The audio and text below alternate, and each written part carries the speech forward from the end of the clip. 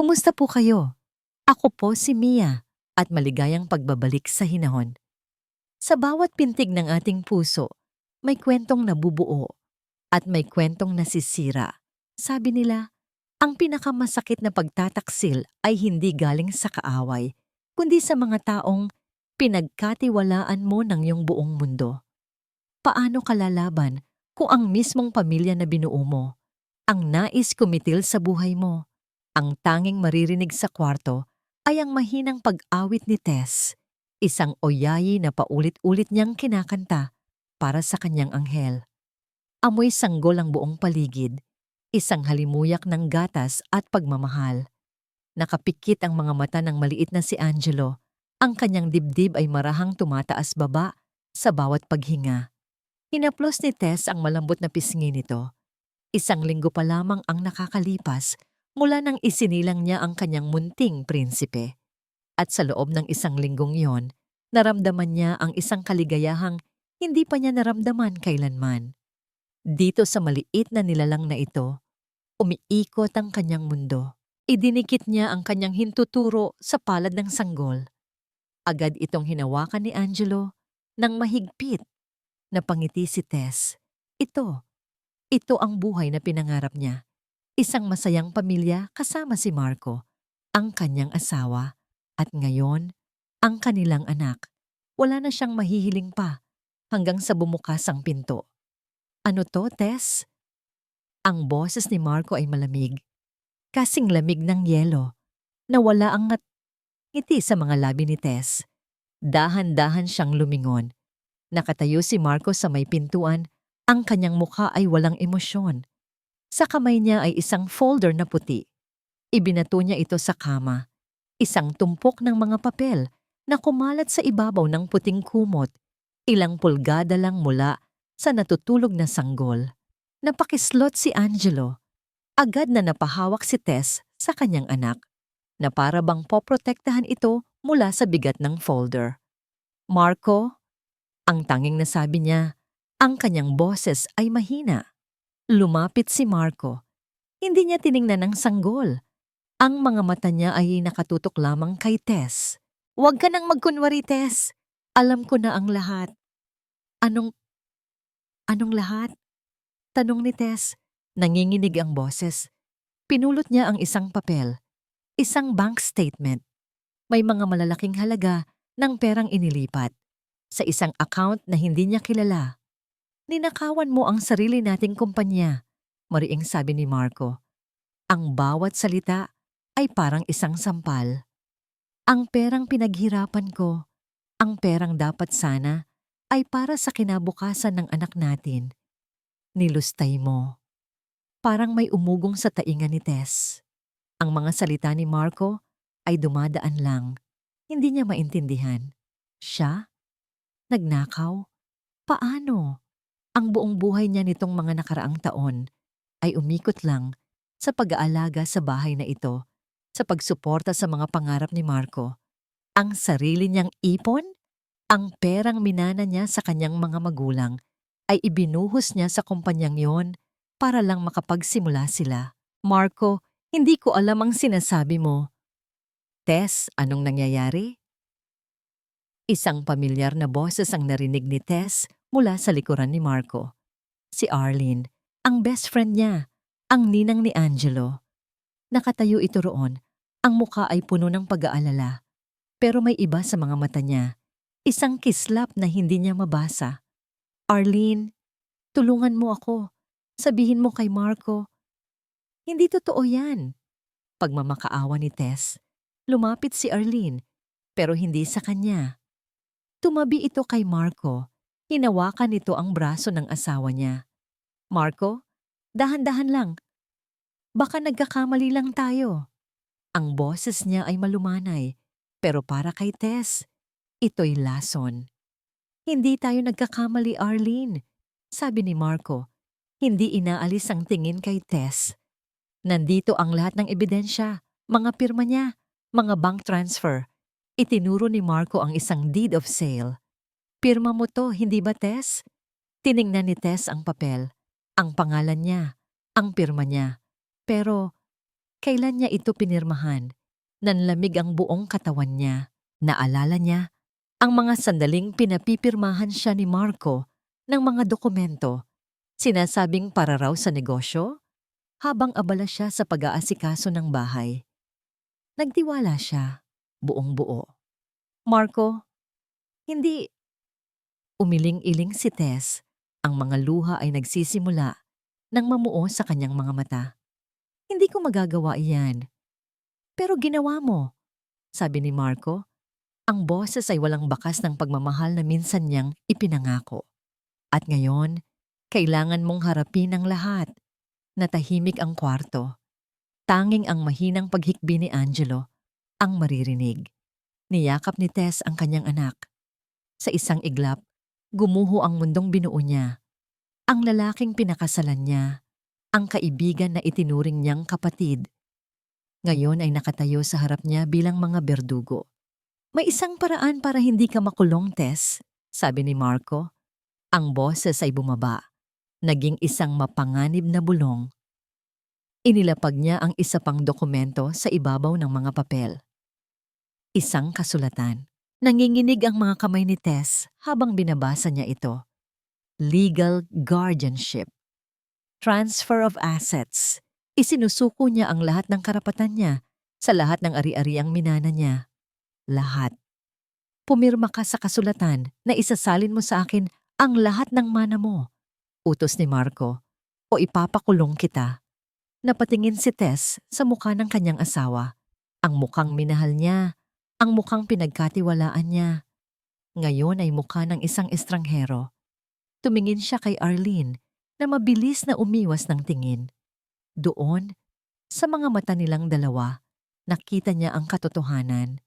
Isang katotohanang mas masakit pa sa anumang sampal o paninisi. Planado ang lahat. Bukas, sabi ni Marco habang tumatalikod. Babalikan kita para sa sagot mo. Umalis siya.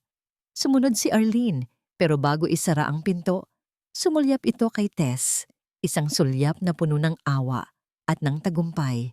Naiwan si Tess sa gitna ng katahimikan, nakayakap sa umiiyak niyang anak, napapalibutan ng mga papel na sumisira sa kanyang pagkatao. Ang kanyang perpektong pamilya ay isang kasinungalingan. At ang hatol ay naibigay na. Ang ultimatum ni Marco ay parang isang mabigat na kadenang ipinulupot sa leeg ni Tess. Hindi siya makahinga, hindi siya makatulog. Ang bawat sulok ng kwartong dati puno ng ligaya ay tila naging isang malamig na selda. Nakahiga si Angelo sa kuna, mahimbing na natutulog, walang kamalay-malay sa bagyong sumisira sa mundo ng kanyang ina. Tiningnan siya ni Tess. Para kanino ang lahat ng ito? Para sa kanya. Para sa anak niya. Kailangan niyang lumaban. Kailangan niyang malaman ang katotohanan. Dahan-dahan siyang tumayo. Bawat galaw ay maingat para hindi makalikha ng ingay. Ang buong bahay ay tahimik. Marahil ay natutulog na si Marco sa guest room. O baka, hindi. Lumabas siya ng kwarto. Ang kadiliman ng pasilyo ay parang isang halimaw na nag-aabang. Pero mas nakakatakot ang mga kasinungalingang bumabalot sa tahanang ito. Naglakad siya patungo sa maliit na home office ni Marco. Dito nito ginagawa ang mga papeles para sa kumpanya. Dito nagsimula ang lahat. Itinulak niya ang pinto. Bumukas ito nang walang tunog. Sumilip siya sa loob.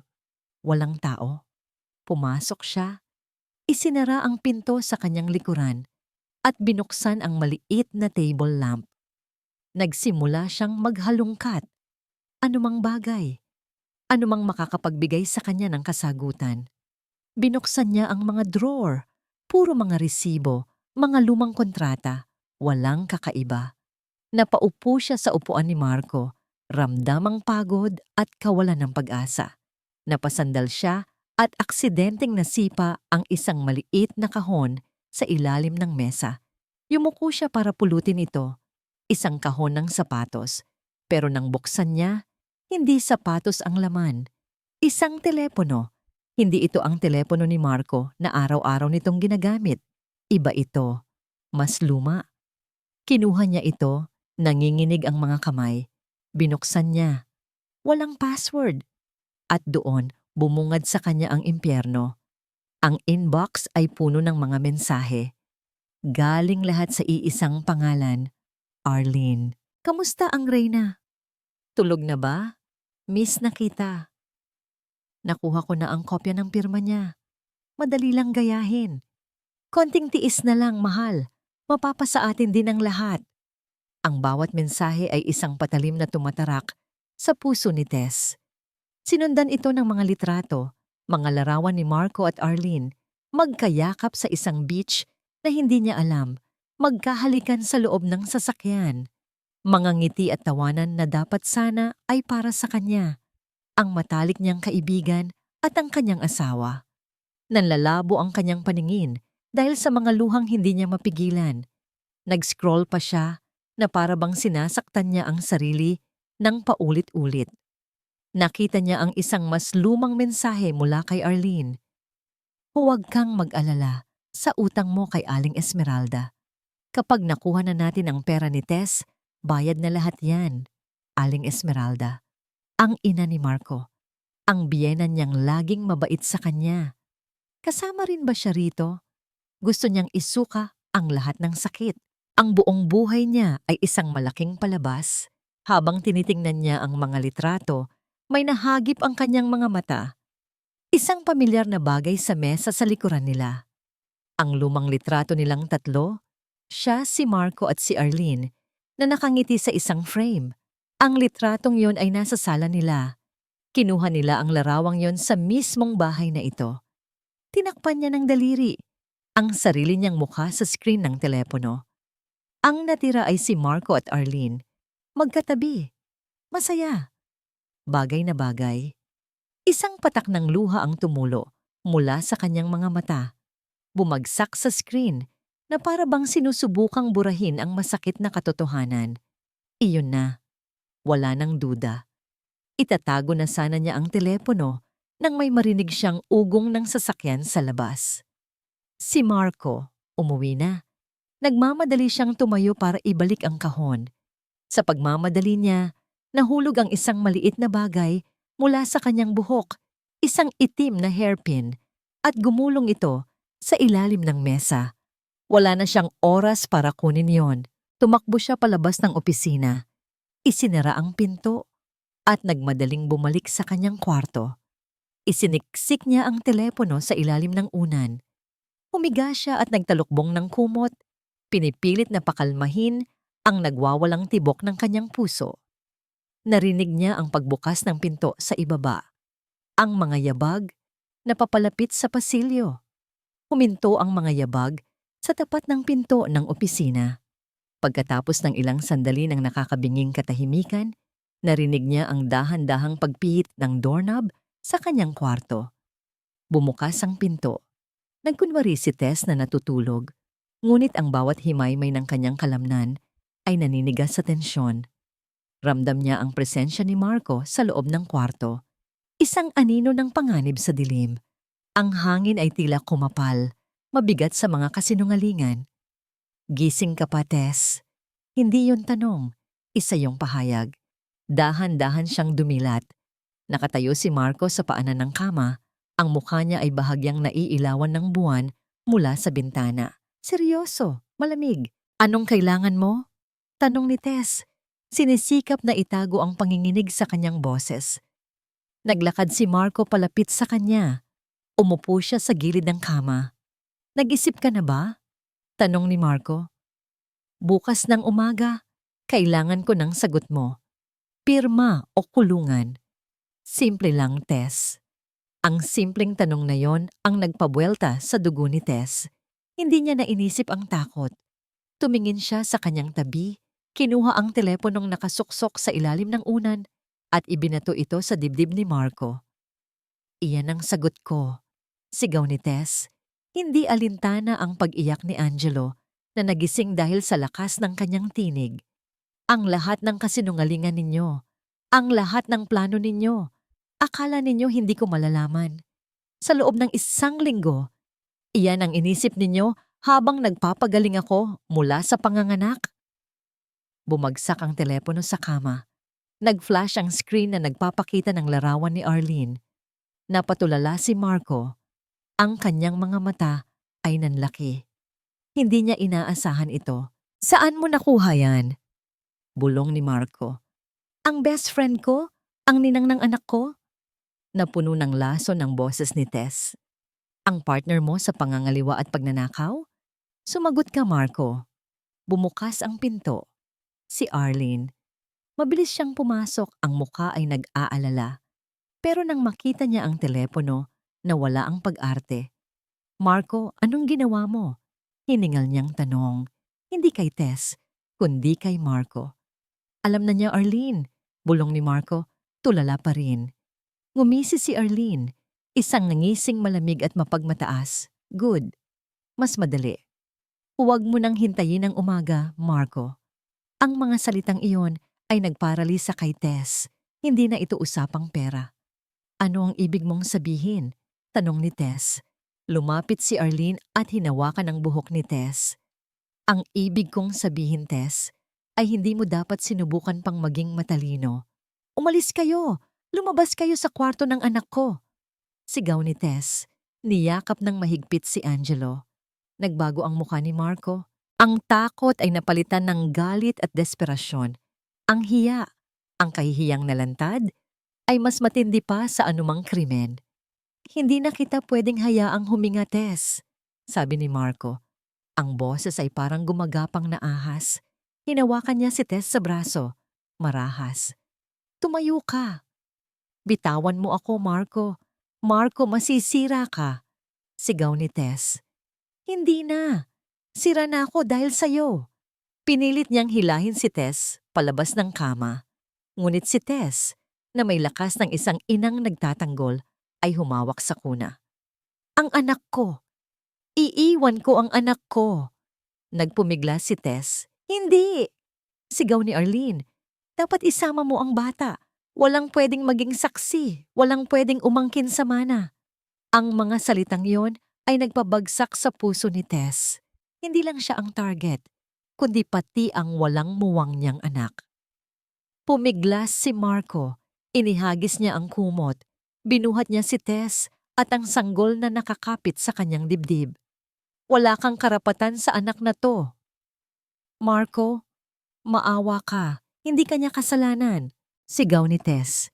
Hinila siya palabas ni Marco. Sinundan sila ni Arlene, tila isang anino na nagtutulak sa kanya sa kasamaan. Ibinagsak ni Marco si Tess sa likod ng sasakyan, kasama ang kanyang anak. Sumakay ka! Sigaw ni Marco kay Arlene. Tumalon si Arlene sa front seat. Umandar ang makina. Mabilis na pinatakbo ni Marco ang sasakyan. Nagdaraan sila sa dilim. Ang ulan ay nagsisimula nang bumuhos, binabasa ang bintana. Saan mo kami dadalhin, Marco? Tanong ni Tess. Basang-basa na ang mukha sa luha at takot. Sa lugar kung saan wala na akong problema. Ang tanging sagot ni Marco. Ang kanyang tingin ay matalim na nakatuon sa kalsada. Naramdaman ni Tess ang bilis ng takbo. Walang ilaw sa paligid. Ang kalsada ay matarik. Paakyat. Humihigpit ang hawak ni Tess sa kanyang anak. Matapos ang 10 minutong pagtakbo, huminto ang sasakyan. Isang mapanganib na gilid ng bangin. Sa ibaba, ang mga puno ay mistulang mga buto sa kadiliman. Lumabas ka? Utos ni Marco. Hinila ni Marco ang pinto ng sasakyan. Naghina ang tuhod ni Tess. Wala akong sinabi kahit kanino. Pagmamakaawa ni Tess. Hayaan mo akong umalis. Bibigay ko ang lahat. Ang lahat ng mana ko. Huwag mo lang kaming saktan ng anak ko. Tumingin si Marco kay Tess. Sa mukha niya may nakita si Tess. Hindi pag-ibig, hindi galit, kundi takot. Takot na mabunyag ang lahat. Huwag mong sirain ang buhay namin ni Arlene, sabi ni Marco. Ito ang gusto ninyong mangyari. Marco, paano kung may makakita? Bulalas ni Arlene mula sa sasakyan. Gawin mo na. Huminga ng malalim si Marco. Napatingin siya sa umiiyak na sanggol. Sa isang sandali, parang nag-atubili siya. Patawarin mo ako, Tess. bulong ni Marco. Ito ang huling salita. Hinanap ni Marco ang kanyang puwersa at sa isang marahas na pagtulak, itinulak niya si Tess at ang sanggol palabas ng sasakyan. Nawalan ng balanse si Tess. Ang mga gulong ng sasakyan ay nagsimulang gumulong. Ang kanyang huling naramdaman ay ang malakas na hangin at ang mabigat na buhos ng ulan habang sila ay gumugulong pababa sa bangin patungo sa kadiliman at sa dulo ng buhay na alam niya. Ang huling alaala ni Tess ay ang pakiramdam ng pagkahulog. Isang walang katapusang pagbagsak sa gitna ng malakas na ulan at kadiliman. Ang mga sanga ng puno ay parang mga kamay na kumakalmot sa kanyang balat. Habang mahigpit niyang niyayakap ang kanyang anak, ginagawang kalasag ang sarili niyang katawan. Pagkatapos, wala na. Tanging katahimikan. Isang pamilyar na boses ang unti-unting pumapasok sa kanyang kamalayan. Isang boses mula sa nakaraan. Tess! Tess! Gumising ka! Dahan-dahan niyang iminulat ang kanyang mga mata. Ang unang nakita niya ay isang puting kisame. Amoy gamot at alkohol ang paligid. Masakit ang buo niyang katawan. Bawat galaw ay parang may libu-libong karayom na tumutusok. Umikot ang kanyang paningin. Isang mukha ang unti-unting naging malinaw. Isang mukhang matagal na niyang hindi nakikita ng malapitan. Joaquin? Bulong niya. Ang kanyang lalamunan ay tuyo at magaslaw. Nakahinga ng maluwag si Joaquin. Ang mga mata ay puno ng pag-aalala at pagod. Salamat sa Diyos. Gising ka na. Si Joaquin, ang dati niyang kasintahan, bago pa dumating si Marco sa buhay niya. Ang lalaking sinaktan niya nang piliin niya si Marco. Anong ginagawa niya rito? Biglang bumalik ang lahat. Ang pagtataksil, ang bangin, ang pagkahulog. Sa isang iglap, napuno ng panik ang kanyang puso. Ang anak ko! Sigaw niya, sinusubukang bumangon. Nasaan ang anak ko? Shh! Kalma ka lang, Tess, sabi ni Joaquin. Marahang idinidiin ang kanyang balikat pabalik sa kama. Ligtas siya! Ligtas kayo! Itinuro ni Joaquin ang isang maliit na kuna sa tabi ng kanyang kama. Doon, mahimbing na natutulog si Angelo. May maliit na gasgas sa noo, pero humihinga. Buhay. Isang malakas na hikbi ang kumawala mula sa dibdib ni Tess. Hindi ito hikbi ng sakit o galit, kundi ng purong pasasalamat. Buhay ang anak niya. Iyon lang ang mahalaga. Paano? Paano mo kami nahanap? Tanong ni Tess, habang ang mga luha ay patuloy na dumadaloy sa kanyang mga pisngi. Kinuha ni Joaquin ang isang maliit na keychain mula sa kanyang bulsa. Isang lumang keychain na may GPS tracker. Regalo niya ito kay Tess noong kakaarawan nito. Ilang taon na ang nakalipas. Isang biruan. Para kung mawala ka, mahahanap kita, sabi niya noon. Kaninang hapon pa kita tinatawagan, paliwanag ni Joaquin. Hindi ka sumasagot. Nag-alala ako. May masama akong kutob, kaya sinundan ko ang signal ng keychain at nakita ko ang mga bakas ng gulong sa gilid ng bangin. Hindi na kailangan pang magpaliwanag ni Tess. Nakita ni Joaquin ang lahat. Inakyat niya ang bangin sa gitna ng ulan. Siya ang humila sa kanila mula sa bingit ng kamatayan. Nasaan tayo? Tanong ni Tess. Nasa isang maliit na private clinic tayo sa Laguna. Kaibigan ko ang may-ari. Hindi sila magtatanong. Sagot ni Joaquin. Ligtas kayo dito. May kung anong kaba ang naramdaman ni Tess. Bakit kailangan nating magtago? Ang mukha ni Joaquin ay naging seryoso. Kinuha niya ang remote control at binuksan ang maliit na telebisyon sa sulok ng kwarto. Isang news report ang bumungad sa kanila. Isang malagim na trahedya ang sinapit ng mag-inang Tess at Angelo Reyes matapos mahulog ang kanilang sinasakyan sa isang bangin sa Tagaytay. Ayon sa asawang si Marco Reyes na siyang nag-report ng insidente, nawalan umano ng preno ang sasakyan habang pauwi sila.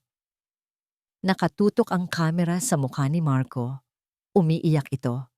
Isang perpektong imahe ng isang naglulukhang asawa. Sa tabi niya, si Arlene. Nakayakap sa kanya, umiiyak din habang hinahaplos ang kanyang likod. Patuloy pa rin ang search and retrieval operations, ngunit dahil sa lalim ng bangin at masamang panahon, maliit na ang tsansang makita silang buhay. Napatakip si Tess sa kanyang bibig. Hindi lang sila tinangkang patayin, inilibing na rin nila sila sa isip ng lahat. Para sa buong mundo, patay na si Tess at ang kanyang anak. Pinatay ni Joaquin ang telebisyon. Ang katahimikan sa kwarto ay mas mabigat pa kaysa sa anumang ingay. Maya-maya, kinuha ni Joaquin ang isang dyaryo mula sa mesa at iniabot ito kay Tess. Nasa front page ang isang malaking litrato. Ang litrato ni Marco at Arlene sa isang pekeng burol, magkayakap, umiiyak. Ang headline ay nakasulat sa malalaking letra. Negosyante, ulila matapos ang trahedya, asawa't anak, nasama sa aksidente.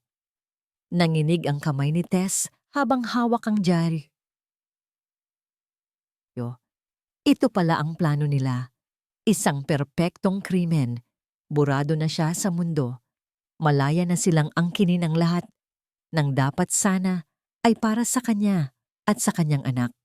Tumingin siya kay Angelo na payapang natutulog.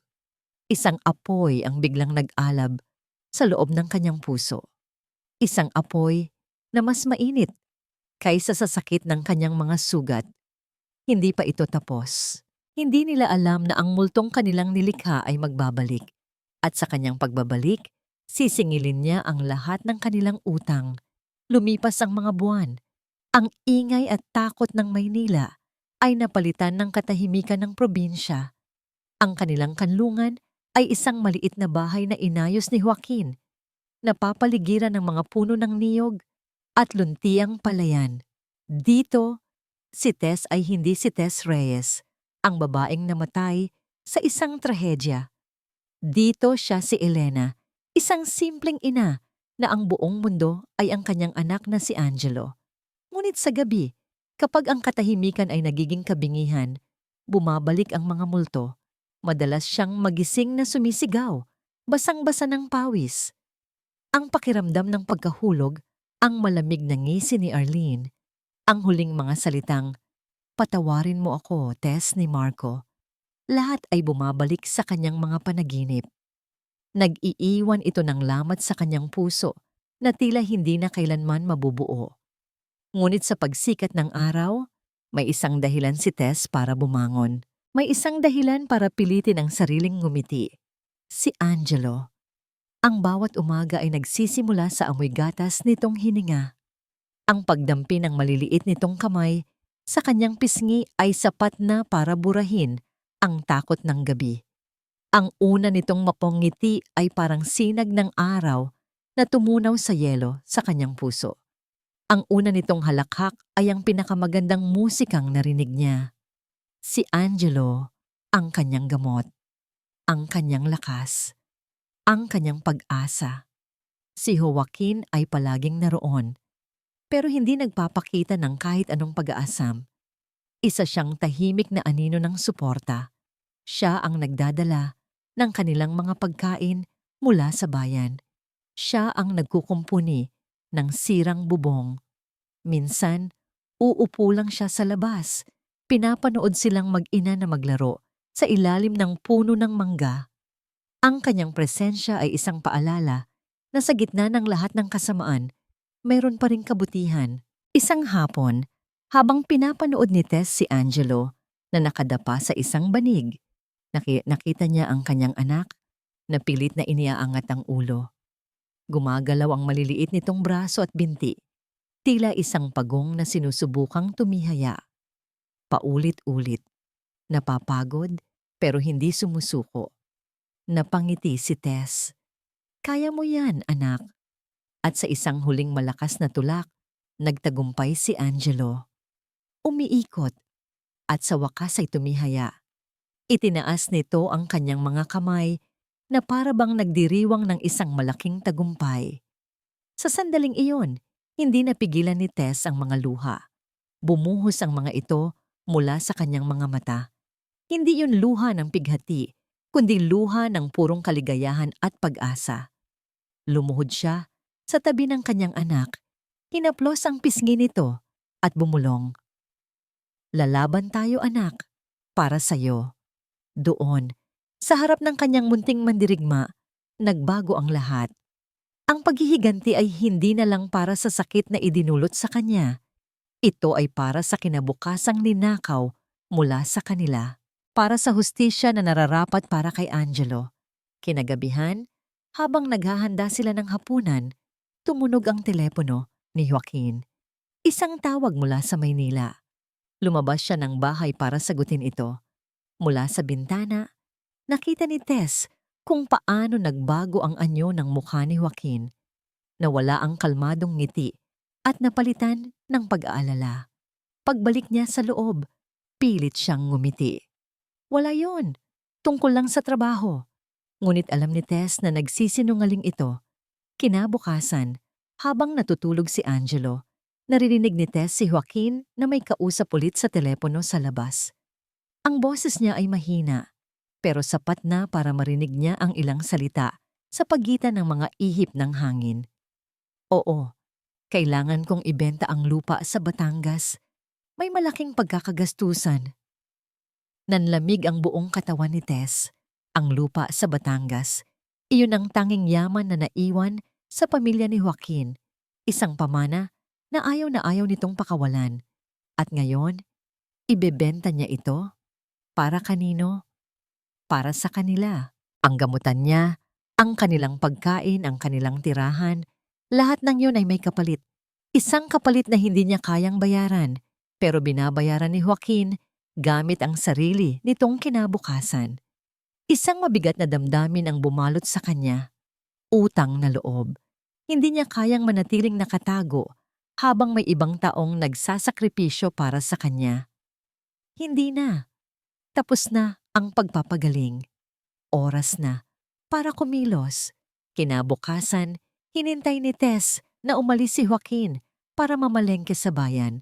Pagkaalis nito, kinuha niya ang maliit na ipon na ibinigay sa kanya ni Joaquin para sa mga emergency. Naglakad siya papunta sa kabilang baryo kung saan may isang maliit na tindahan na nagbebenta ng mga lumang cellphone at SIM card. Ang paglabas sa kanilang munting paraiso ay parang pagpasok muli sa isang kulungan ng takot. Bawat mukha na nakakasalubong niya ay tila mapanghusga. Bawat sasakyang dumadaan ay nagpapakaba sa kanya. Ngunit sa tuwing maaalala niya ang mukha ni Angelo at ang sakripisyo ni Joaquin, lumalakas ang kanyang loob. Bumili siya ng pinakamurang cellphone at isang bagong SIM card. Bumalik siya agad sa bahay. Nagtago siya sa loob ng banyo, umupo sa malamig na sahig at nanginginig na idinial ang isang numerong matagal nang nakakabisado ng kanyang puso. Nagring ito ng 1 beses, 2 beses. Sa pangatlong ring, may sumagot. Hello?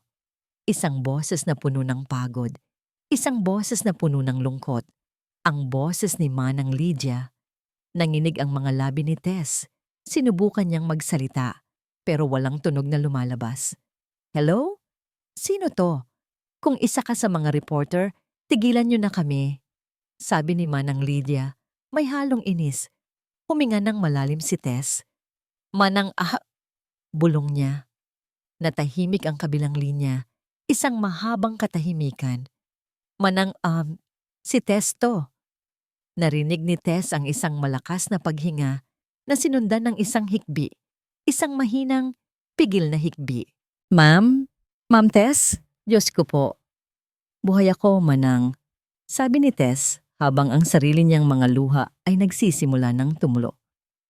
Buhay kami ng anak ko. Salamat sa Diyos! Salamat sa Diyos! Umiiyak na, sabi ni Manang Lydia. Alam kong hindi kayo pababayaan ng Panginoon.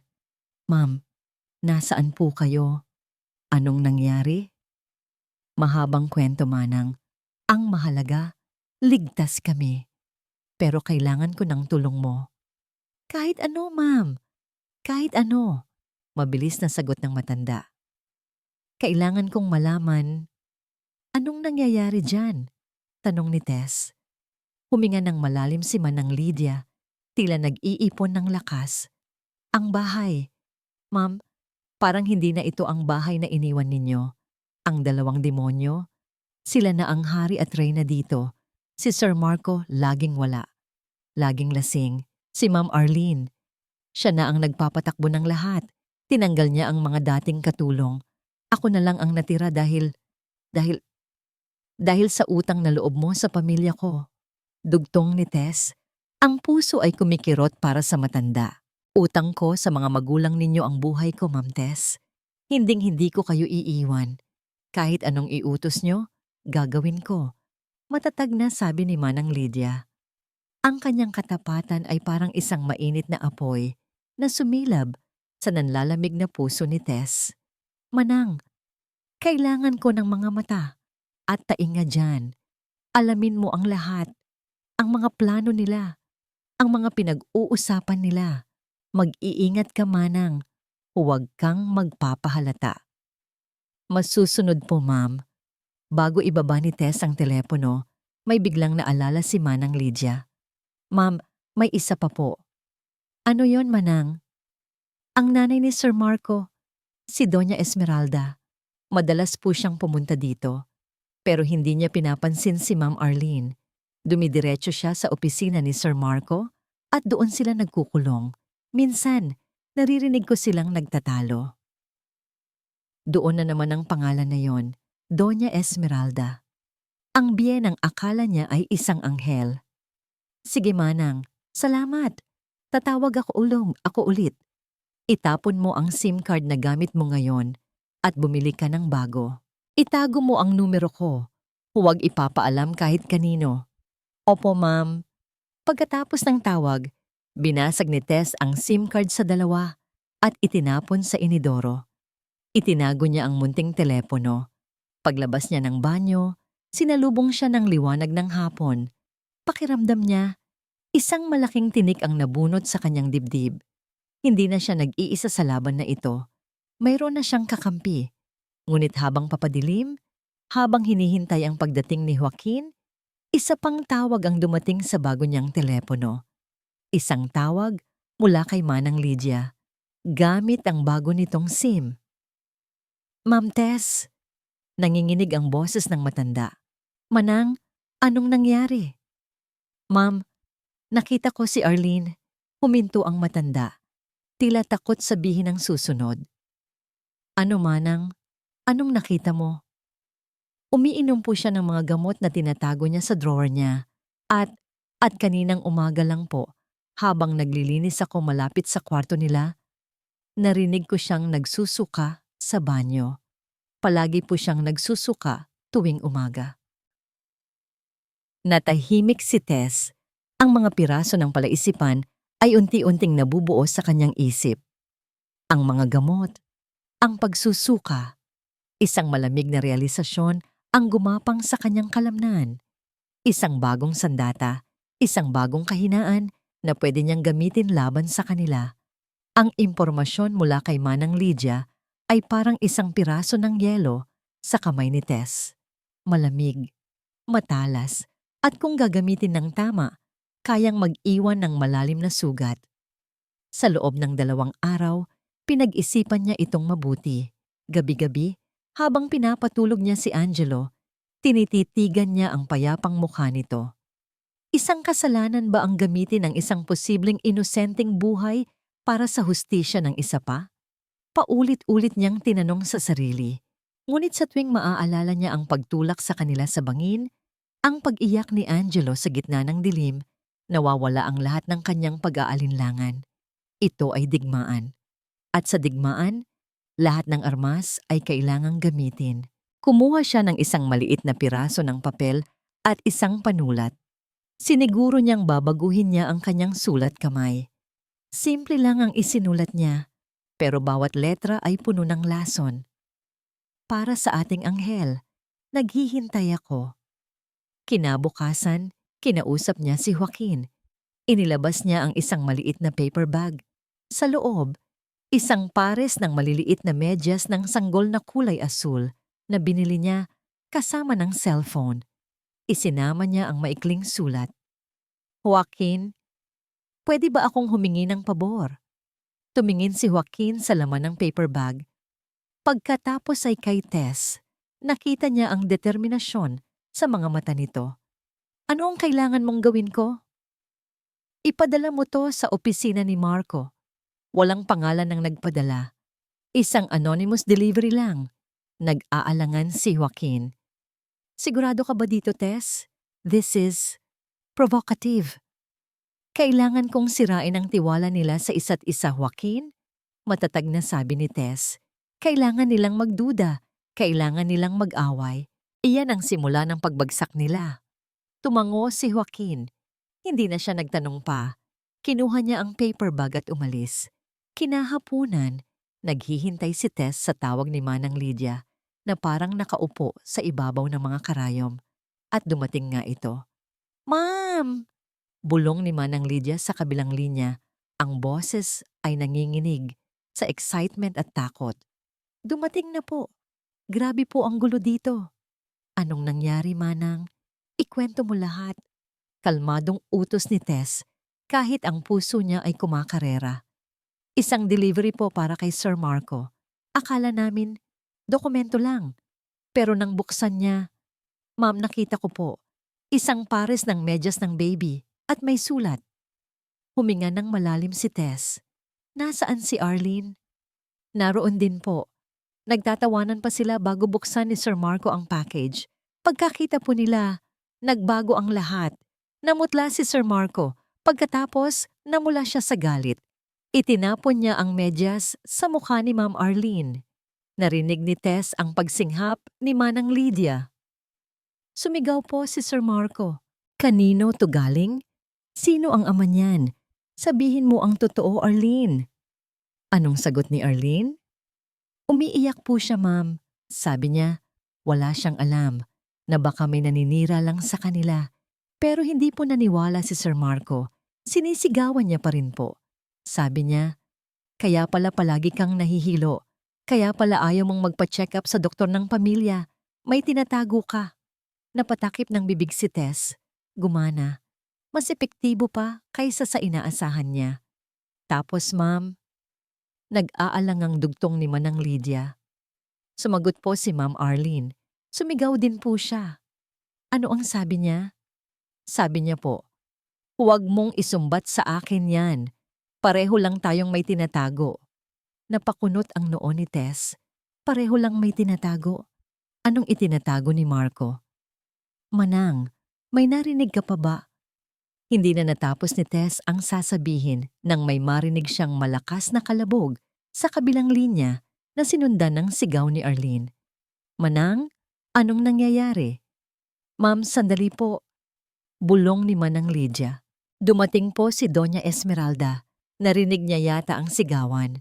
May ilang sandali ng katahimikan. Pagkatapos ay isang tunog na malinaw, kahit sa telepono, ang tunog ng isang malakas na sampal. Diyos ko po, hiningal ni Manang Lydia. Sinampal po ni Doña si Ma'am Arlene. Sa harap po naming lahat. Nanlaki ang mga mata ni Tess. Naririnig ko po sila. Bulong ng matanda. Sabi po ni Doña Esmeralda, anong eskandalo ito? Wala kang karapatan sa pamilyang ito hanggat hindi mo inaayos ang gulo mo. Nakakahiya ka. Narinig ni Tess ang pag-iyak ni Arlene at ang malamig na boses ni Doña Esmeralda na nag-uutos sa mga katulong na bumalik sa kanilang trabaho. Pagkatapos, katahimikan. Manang, pumasok po sila sa opisina. Isinara po ang pinto. Ma'am, galit na galit po si Doña. Parang kakainin niya ng buhay si Ma'am Arlene. Ibinaba ni Tess ang tawag. Napatingin siya sa labas ng bintana. Ang paraisong binuo ng mga taksil ay nagsisimula nang magkaroon ng lamat. At siya ang may hawak ng martilyong babasag dito ng pira-piraso. Ang pagdating ni Doña Esmeralda ay nagbukas ng isang bagong larangan sa digmaan ni Tess. Hindi na lang ito laban sa dalawang taksil. Isa na itong laban sa isang buong pamilyang nabubuhay sa kasinungalingan. Alam ni Tess na ang susi sa kanilang tuluyang pagbagsak ay nasa loob ng opisina ni Marco, kung saan ang tunay na reyna ay naglalabas ng kanyang mga utos. Manang, may ipapagawa ko sa'yo pero delikado ito, sabi ni Tess sa telepono kinabukasan. Kailangan mong mag-ingat ng husto. Kahit ano po, ma'am, sagot ni Manang Lydia. Ang boses ay matatag. Inutusan ni Tess si Joaquin na bumili ng pinakamaliit na voice recorder na mahahanap nito. Isang maliit na device na parang butones lang. Kinabukasan, isiniksik ito ni Joaquin sa loob ng isang basket ng mga gulay at prutas at inihatid malapit sa bahay nila Tess, kung saan palihim itong kinuha ni Manang Lydia. Ang plano ay simple, ngunit mapanganib. Itatago ni Manang Lydia ang recorder sa ilalim ng mesa sa opisina ni Marco, sa lugar na hindi madaling makita. 2 araw ng paghihintay, 2 araw na halos hindi makatulog si Tess. Bawat tunog ng kanyang telepono ay nagpapatayo ng kanyang mga balahibo. Paano kung mahuli si Manang Lydia? Hindi niya mapapatawad ang sarili niya. Sa wakas, sa gabi ng 2 araw, tumawag ang matanda. Nagawa ko na po, ma'am. Nasa akin na ang recorder. Bulong nito. Kinabukasan, sa parehong paraan, naibalik ni Manang Lydia ang device kay Joaquin. Nang gabing iyon, sa maliit nilang bahay, habang mahimbing na natutulog si Angelo, pinakinggan ni Tess at Joaquin ang laman ng recording. Sa simula, puro kaluskos lang. Pagkatapos, isang pamilyar na boses.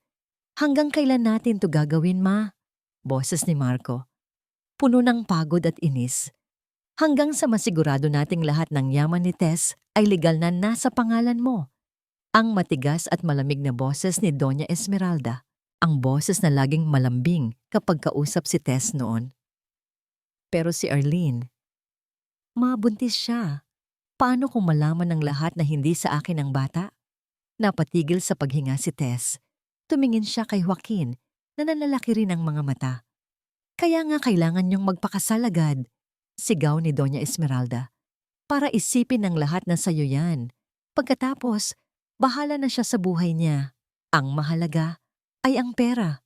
Marco, ang utang mo sa kasino. Nakalimutan mo na ba? Isang tawag lang ng mga pinagkakautangan mo, hindi lang karir mo ang masisira, kundi ang buong pangalan ng pamilya natin. Biglang nag-sink in ang lahat kay Tess. Hindi lang ito simpleng kasakiman. Si Marco ay baon sa utang. Ito ang dahilan.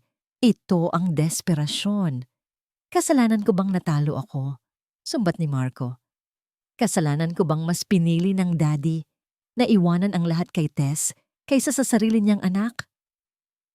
Ang tinutukoy ni Marco ay ang ama ni Tess na naging business partner ng ama ni Marco. Mas pinagkatiwalaan ng ama ni Tess ang sariling anak kaysa sa lulong sa sugal na si Marco.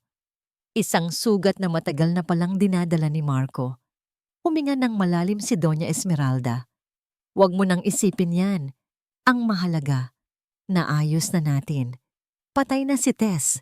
Ang kailangan lang ay makuha ang lahat ng legal na papeles. Si Arlene, isa lang siyang kasangkapan. Huwag kang mahulog sa kanya. Isang kasangkapan. Ganoon lang ang tingin ng Donya kay Arlene. Si Tess, kahit papaano, disente. Narinig ni Tess na sabi ng kanyang biyenan. Ito si Arlene. Mukhang pera. Masyadong ambisyosa. Mag-iingat ka sa kanya, Marco. Sa kabila ng sitwasyon, isang mapait na ngiti ang sumilay sa labi ni Tess. Kahit ang kanyang mga kaaway ay kinikilala ang pagkakaiba nila ni Arlene. Ano nang susunod na plano, ma? Nakausap ko na ang abogado de familia.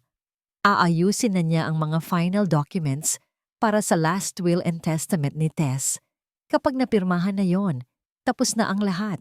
Pwede mo nang pakasalan ang babaeng yan. Abogado de familia. Final documents. Mamayang gabi, i-announce nyo na ang engagement ninyo sa media. Utos ng Donya.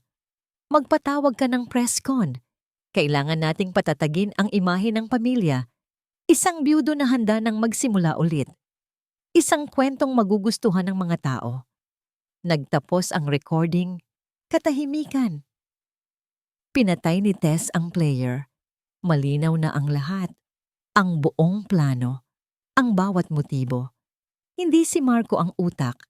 Hindi rin si Arlene. Ang lahat ng ito ay pinapatakbo ng isang reyna na nagtatago sa likod ng kanyang trono, si Doña Esmeralda. At si Arlene, na akala niya ay kasosyo, ay isa lang palang alipin na itatapon din pagkatapos gamitin. Anong gagawin mo? Basag ni Joaquin sa katahimikan. Tumingin si Tess sa bintana, sa madilim na kalangitan. Sabi niya, kailangan nilang i-announce ang engagement nila. Lumingon siya kay Joaquin at sa unang pagkakataon, sa loob ng maraming buwan, isang tunay na ngiti ang lumabas sa kanyang mga labi. Isang nangiting malamig, mapanuri at puno ng panganib. Kung gusto nila ng party, sabi ni Tess, bibigyan natin sila ng isang party na hinding-hindi nila malilimutan. Ang hangin ng Maynila ay iba. Mabigat, maalikabok, at puno ng mga alaalang nais kalimutan ni Tess. Ngunit habang bumibiyahe sila ni Joaquin sa isang lumang van patungo sa isang ligtas na lugar, hindi takot ang naramdaman niya, kundi isang malamig na determinasyon. Hindi na siya ang babaeng tumakas sa syudad na ito. Siya ngayon ang babaeng nagbalik para bawiin ito. Ang kanilang tinutuluyan ay isang maliit at simpleng apartment sa isang lugar na hindi kilala. Walang nakakaalam na naroon sila. Dito, inilatag nila ang kanilang mga plano. Ang unang ginawa ni Tess ay tawagan ang isang dati niyang kaibigan mula sa law school, si Attorney David Santos. Isang taong mapagkakatiwalaan at may utang na loob din sa kanyang ama. Nagkita sila sa isang maliit na karinderya. Sa simula, hindi makapaniwala si David.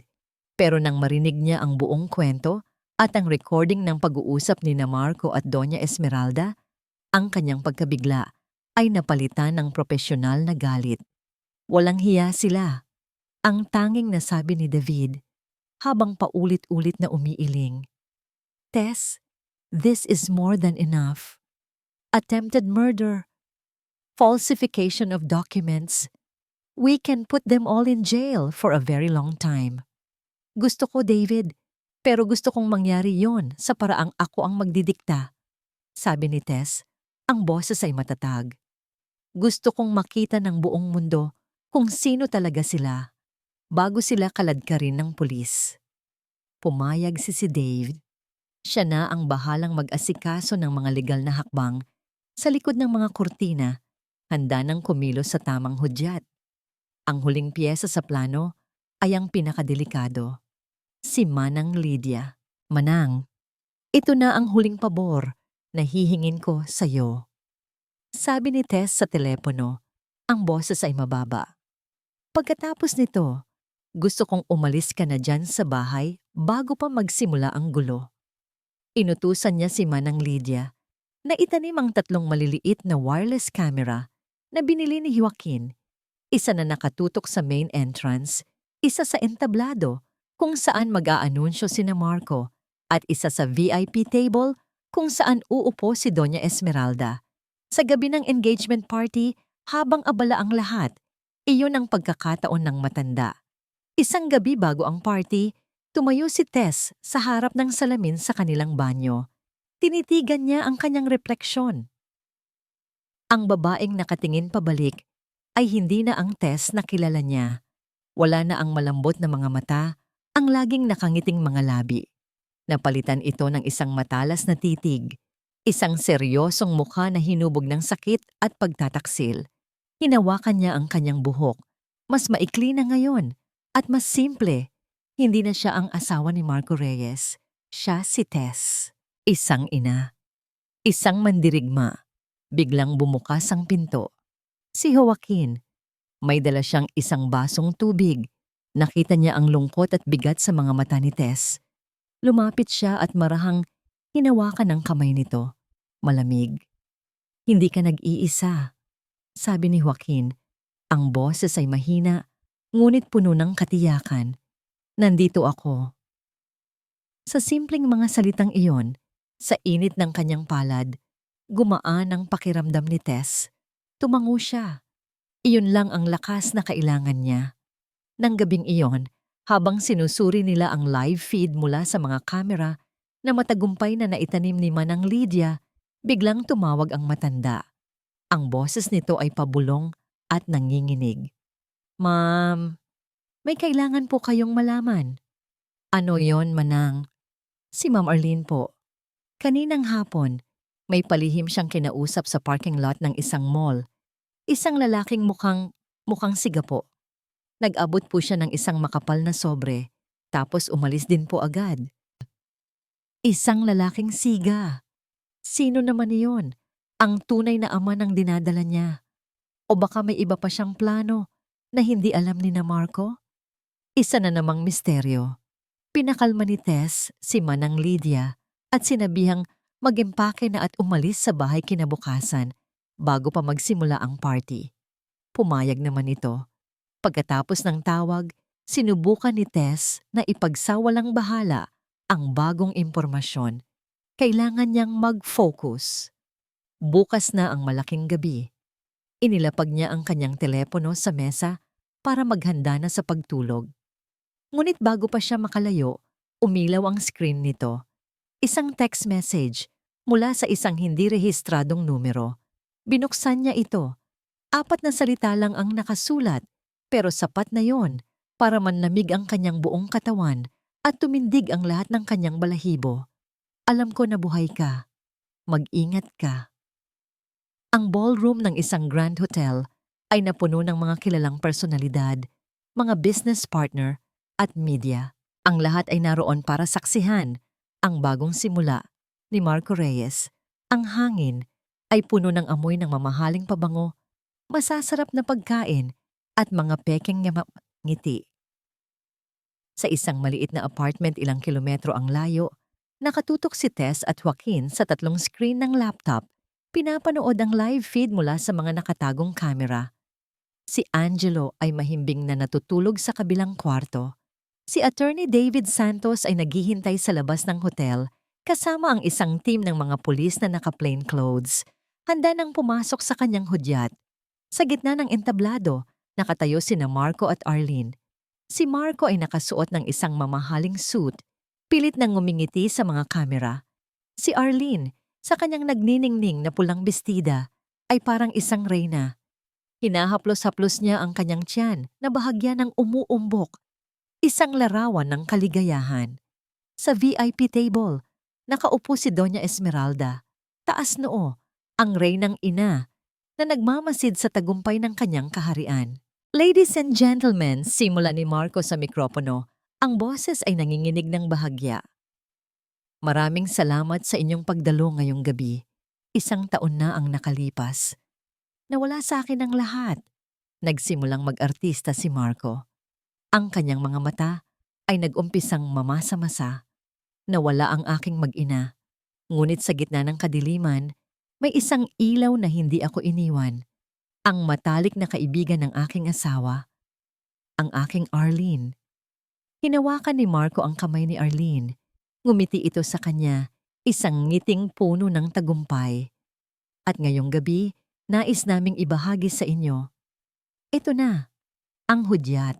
Kinuha ni Tess ang kanyang cellphone at nag-type ng iisang salita sa kanilang group chat ni Joaquin at David. Ngayon, biglang namatay ang lahat ng ilaw sa ballroom. Nagkaroon ng bulungan at kaunting sigawan mula sa mga bisita. Pagkatapos, isang malaking screen sa likod ng entablado ang umilaw. Walang tunog. Tanging isang video na tila kuha mula sa isang dashboard camera. Isang madilim at maulang gabi. Isang pamilyar na sasakyan na huminto sa gilid ng isang bangin. 2 tao ang bumaba. Isang lalaki at isang babaeng may kargang sanggol. Narinig ni Tess ang pagsinghap ng mga tao kahit sa audio feed. Sa video, kitang-kita ang pagtulak ng lalaki sa babae at sa sanggol. Ang video ay nag-loop, paulit-ulit. Ang pagtulak, ang pagkahulog, biglang bumukas ang lahat ng ilaw. Ang atensyon ng lahat ay napunta sa main entrance ng ballroom. Doon, nakatayo si Tess. Suot niya ay isang simpleng puting bestida.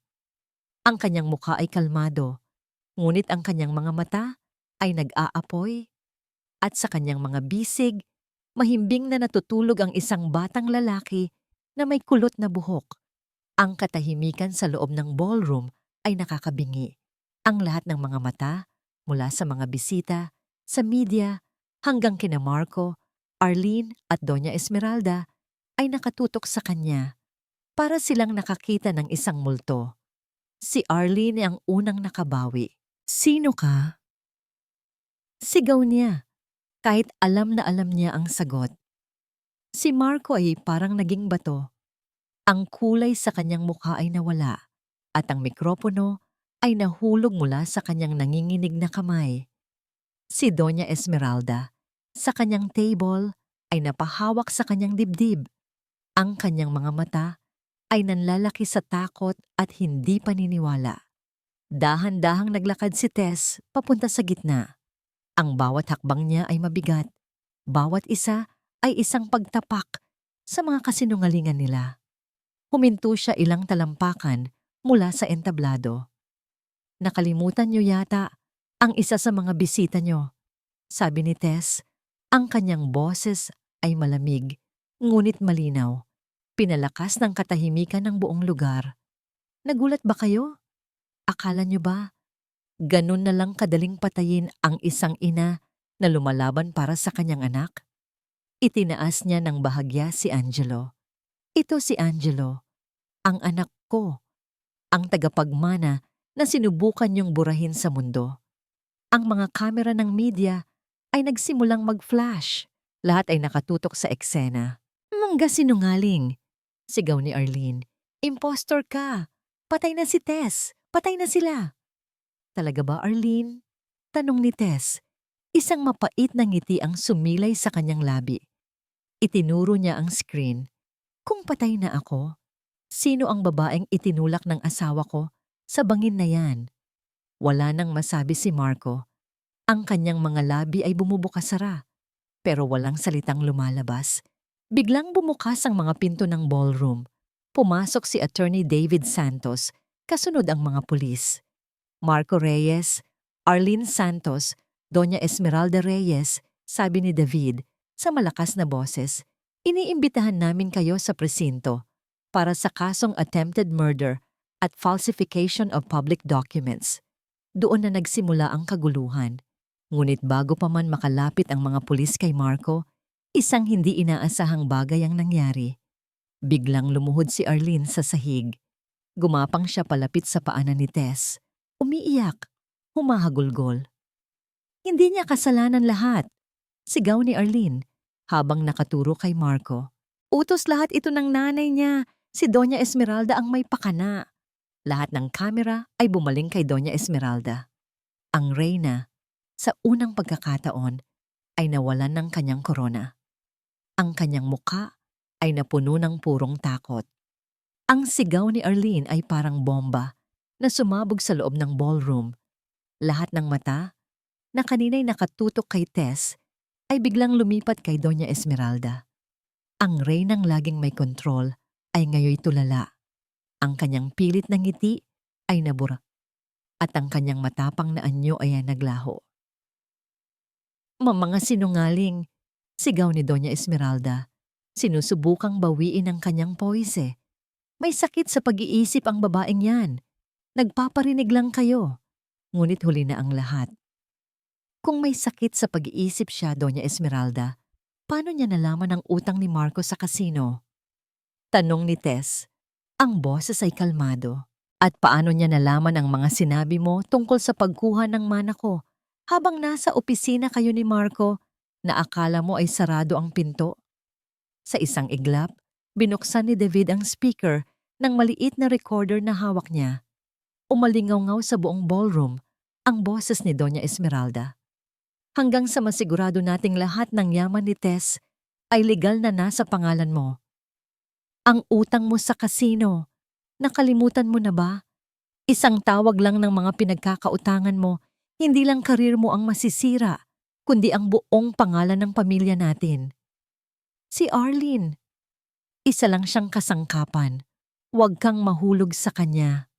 Ang bawat salita ay parang suntok sa mukha ni Doña Esmeralda. Ang kanyang mukha ay namutla. Pagkatapos ay namula sa galit at kahihiyan. Nagulantang ang mga bisita. Ang media ay naguunahan sa pagkuha ng litrato at video. Ang pinakamakapangyarihang pamilya sa lugar ay nahaharap sa isang nakakabiglaang iskandalo. Sinungaling. Gawa-gawa lang yan. Sigaw ni Doña Esmeralda, pero ang kanyang boses ay nanginginig. Ang ebidensya ay hindi nagsisinungaling, mariing sabi ni Attorney David Santos. Mayroon din kaming testimonya mula sa aming saksi na handang magpatunay sa lahat ng inyong mga plano at krimen.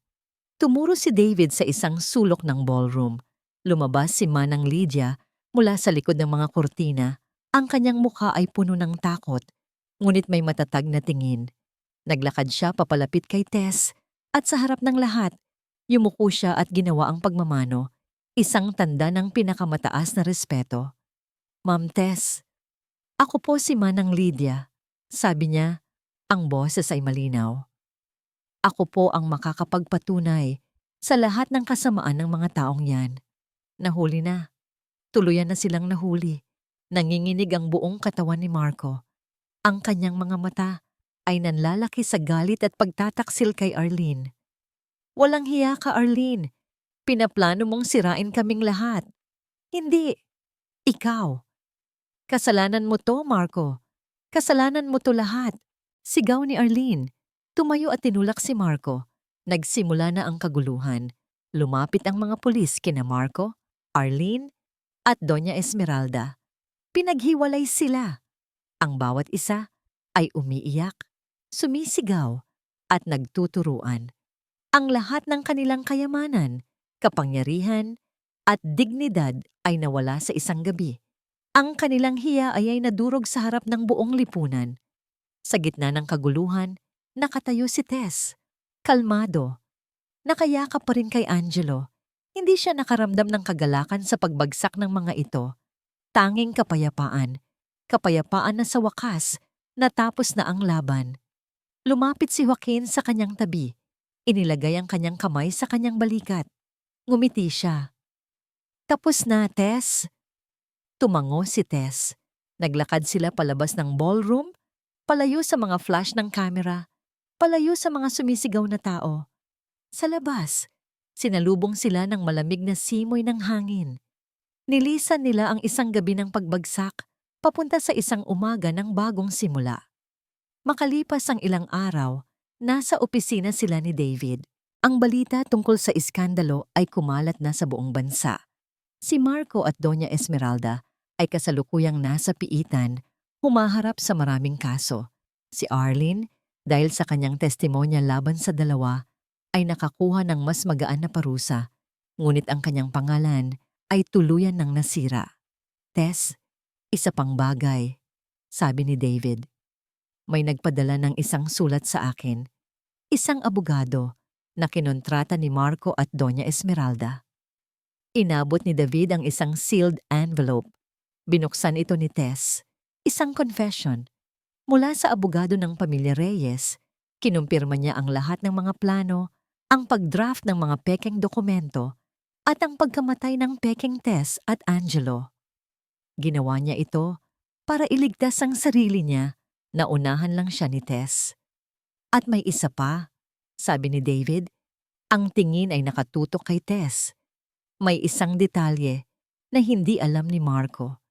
Ito ang dahilan kung bakit siya nagalit ng husto kay Arlene tungkol sa pagbubuntis nito. Ano yon? Tanong ni Tess. Nalaman ni Marco, sa tulong ng abogado, na si Arlene ay hindi buntis sa anak niya at lalong hindi sa anak niya sa tunay nitong boyfriend. Kung ganoon, kanino? Hindi siya buntis. Kailanman. Ginawa lang niya yon para mas mapilit si Marco na pakasalan siya at makuha ang mana mo. Isa lang siyang malaking kasinungalingan. Isang huling panloloko. Isang huling pagtataksil.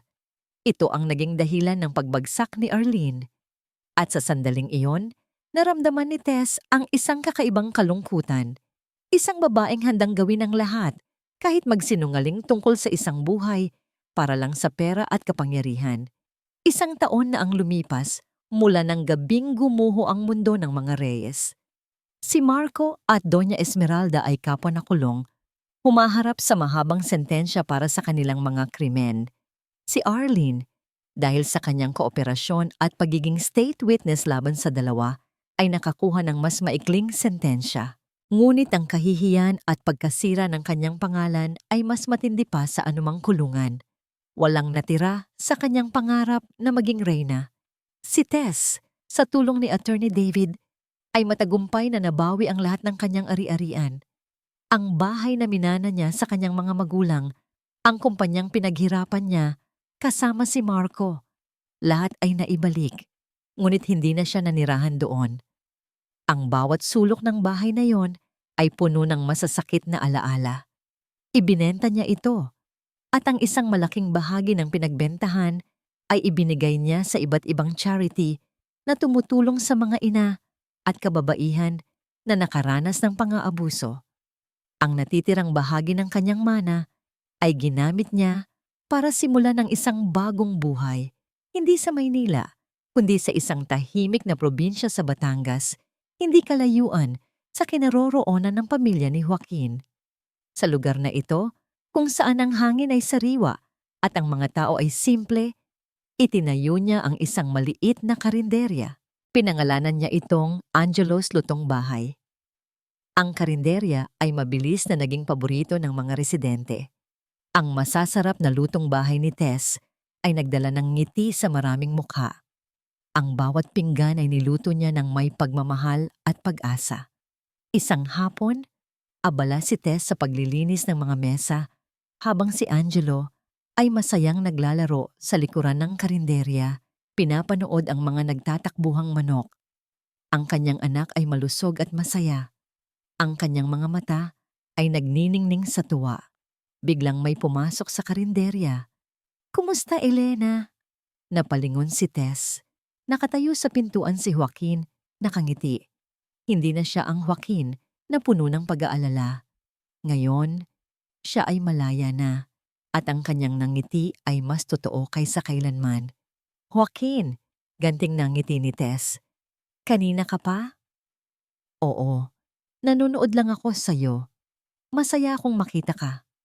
Umupo si Joaquin sa isa sa mga upuan. Kinuha ni Tess ang isang basong tubig at inilagay sa harap niya. "Kumusta ang trabaho mo sa Maynila?" tanong ni Tess. Si Joaquin ay nagpabalik-balik sa Maynila at Batangas, tinatapos ang mga papeles ng kanyang lupa na hindi na niya kailangang ibenta. "Ayos naman, pero mas gusto ko ang sariwang hangin dito," sabi niya, habang sinisinghot ang amoy ng adobo. Nagkwentuhan sila ng matagal, tungkol sa buhay, sa mga pangarap, sa kinabukasan. Ang kanilang pag-uusap ay walang halong pait o sakit, tanging pag-asa at pag-unawa. Narinig nila ang mahinang tawag ni Angelo mula sa labas. "Mama! Papa!" Napatigil si Tess at Joaquin. Nagkatinginan sila.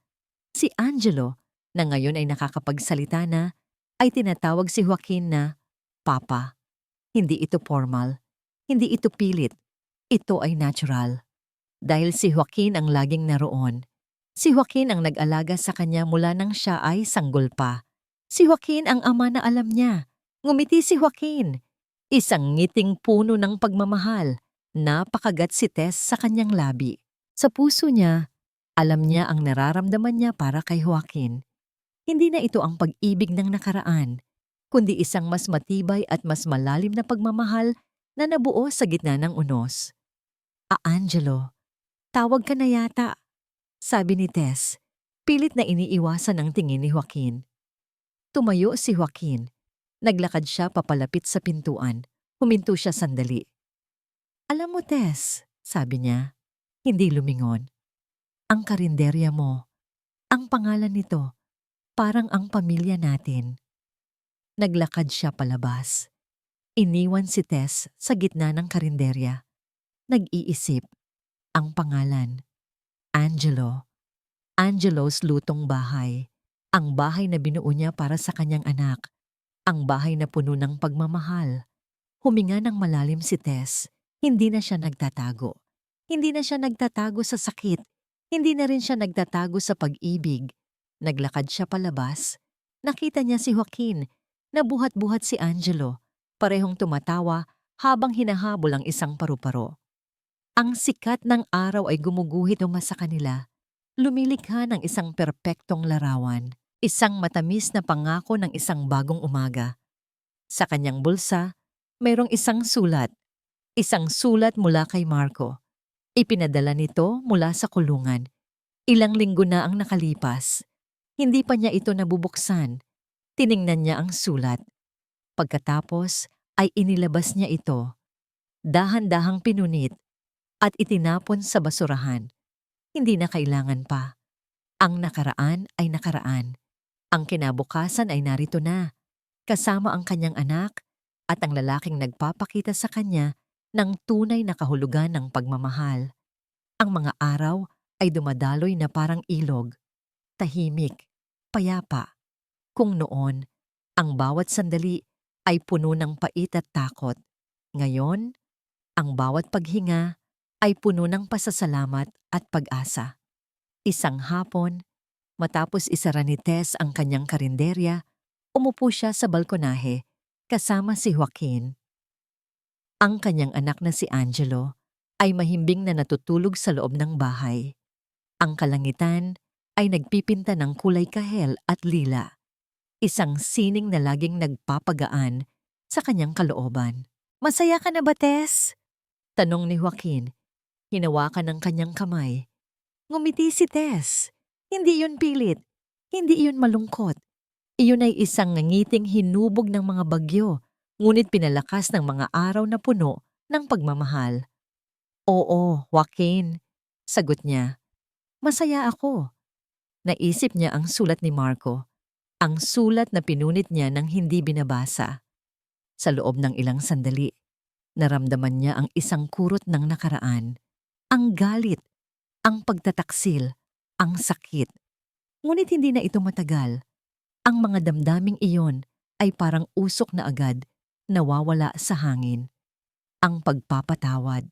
Ito ang huling bundok na kailangan niyang akyatin. Hindi para kay Marco, kundi para sa sarili niya. Napakagat siya sa kanyang labi. Sa puso niya, alam niya na hindi na siya nagtatago ng galit. Ang Marco na minahal niya ay matagal nang patay. Ang Marco na sumakit sa kanya ay isang estranghero.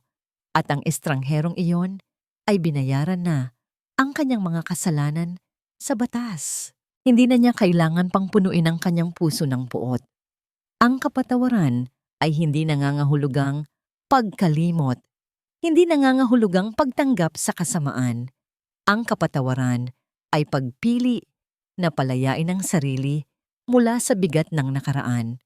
Ito ay pagpili na huwag hayaan ang kadiliman ng iba na bumalot sa sariling liwanag. Nahanap na niya ang kanyang kapayapaan. Nahanap niya ito sa bawat ngiti ni Angelo. Nahanap niya ito sa bawat yakap ni Joaquin. Nahanap niya ito sa bawat lutuin na inihahanda niya sa kanyang karinderya. Ang kapayapaan ay hindi isang destinasyon, kundi isang paglalakbay. Isang paglalakbay na kasama niya ngayon ang mga taong tunay na nagmamahal sa kanya. Kinuha ni Joaquin ang kanyang kamay at hinalikan ito. "Alam kong hindi naging madali ang lahat, pero sa huli, nanalo ka." "Nanalo tayo," pagtatama ni Tess habang nakatingin sa kanyang asawa. Dahil sa dulo ng lahat, si Joaquin ang nagbigay sa kanya ng lakas para lumaban. Si Joaquin ang nagpakita sa kanya na mayroon pa ring kabutihan sa mundo. Si Joaquin ang nagbalik sa kanya sa buhay, ang kanyang pamilya. Isang maliit, simpleng pamilya, ngunit puno ng pag-ibig, pag-unawa at pag-asa. Dito, sa payapang lalawigan, sa ilalim ng mga bituin, alam ni Tess na natapos na ang kanyang kwento ng pighati. At nagsimula naman ang kanyang kwento ng pagmamahal ng lakas, at ng walang hanggang pag-asa. Ang bawat ina ay isang mandirigma, at ang pagmamahal ng isang ina ay ang pinakamakapangyarihang sandata laban sa anumang unos. Ito ang aral na bitbit ni Tess at ang aral na mananatili sa puso ng bawat makikinig sa kanyang kwento. Ang pagpili na bumangon, lumaban, at magmahal muli. Ito ang tunay na tagumpay.